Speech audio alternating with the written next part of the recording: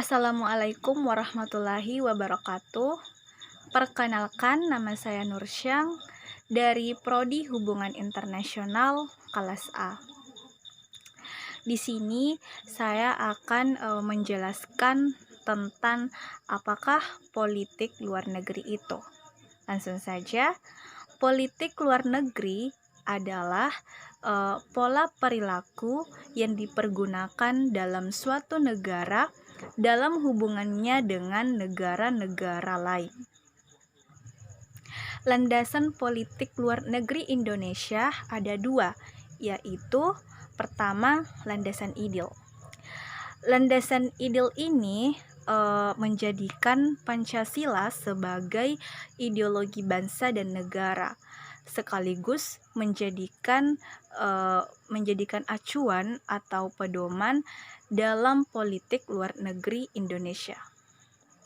Landasan konstitusional politik luar negeri Indonesia adalah landasannya itu adalah Undang-Undang Dasar 1945 yang merupakan konstitusi negara yang memuat tentang tujuan-tujuan negara, di mana landasan ini sangat penting dalam pelaksanaan politik luar negeri Indonesia demi mencapai tujuan nasional Indonesia.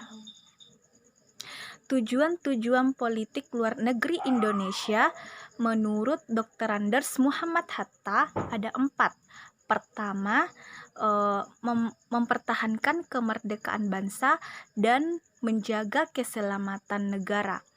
Kedua, memperoleh barang-barang yang diperlukan dari luar negeri untuk memperbesar kemakmuran rakyat apabila barang tersebut belum biasa diproduksi dalam negeri. Ketiga, meningkatkan perdamaian internasional karena dalam keadaan damailah Indonesia dapat membangun dan memperoleh syarat-syarat yang diperlukan untuk memperbesar kemakmuran rakyat.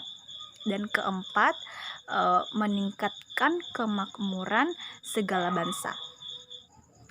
Dr. Anders Muhammad Hatta juga mencetuskan tentang politik luar negeri bebas aktif, di mana bebas di sini artinya ada 3. Pertama, bebas menentukan masa depan atau nasib bangsanya sendiri tanpa campur tangan dari bangsa atau negara lainnya. Kedua, bebas tidak mengikuti salah satu kewenangan atau kekuatan di dunia ini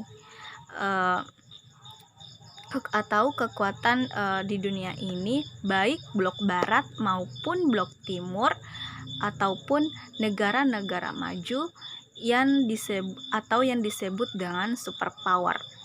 Yang ketiga, bebas menentukan sikap apapun yang dilandasi berbagai masalah internasional.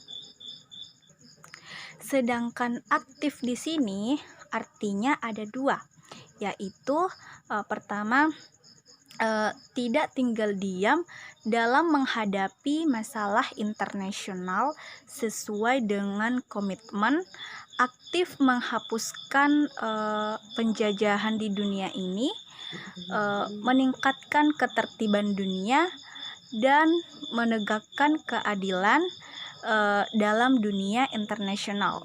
Kedua, ikut aktif dalam setiap kegiatan internasional asalkan berdasarkan asas kemerdekaan, perdamaian abadi, dan keadilan sosial. Sejarah perkembangan politik luar negeri bebas aktif berawal dari peristiwa internasional yang terjadi dengan meletusnya Perang Dunia Kedua pada tahun 1939 antara dua blok kekuatan, yaitu negara-negara poros dengan negara-negara sekutu. Bagian dari Perang Dunia Kedua yang terjadi di Asia dikenal dengan sebutan Perang Asia Timur Raya yang berada di pihak Jepang, sehingga Jepang tidak membutuhkan waktu yang cukup lama untuk menguasai hampir seluruh kawasan Asia Tenggara.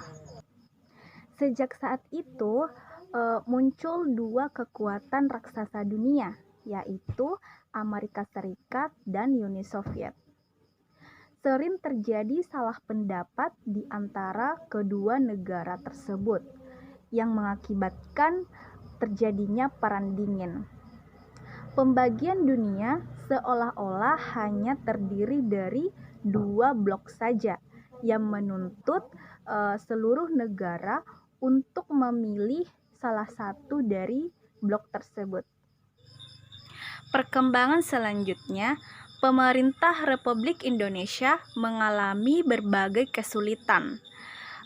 Oposisi dari FDR-PKI mengusulkan agar menyikapi pertentangan antara Amerika Serikat dan Uni Soviet tersebut.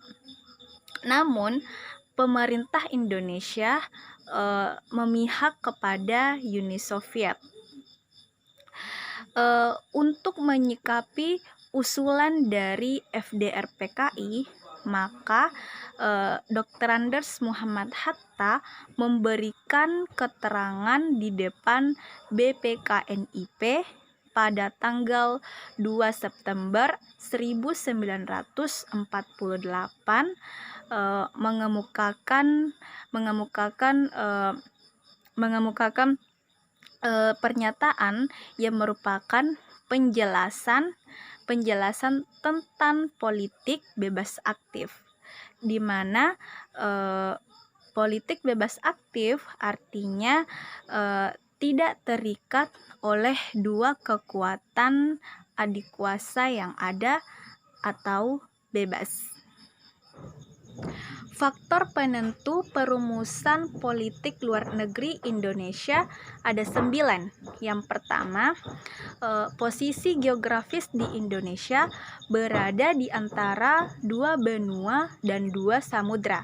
Yang kedua, sejarah perjuangan bangsa yang lama dijajah sampai merdeka.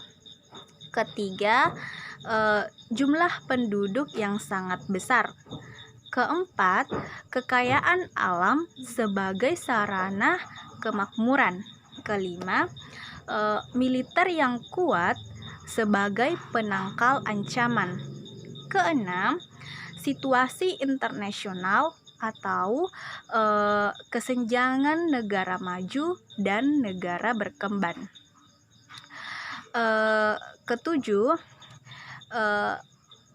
kualitas diplomasi agar mendidik para diplomat untuk berperan dalam dunia internasional. Kedelapan, pemerintahan yang bersih akan maju dan dihargai di negara lain. Kesembilan, kepentingan nasional harus selaras dengan politik luar negeri. Nah, itulah tadi sedikit penjelasan mengenai politik luar negeri di Indonesia. Semoga dapat diterima, mudah dipahami. Mohon maaf apabila ada kesalahan ataupun kata-kata yang kurang dimengerti dalam video saya. Mohon dimaklumi karena saya juga masih dalam tahap pembelajaran. Sekian dan terima kasih. Wassalamualaikum warahmatullahi wabarakatuh.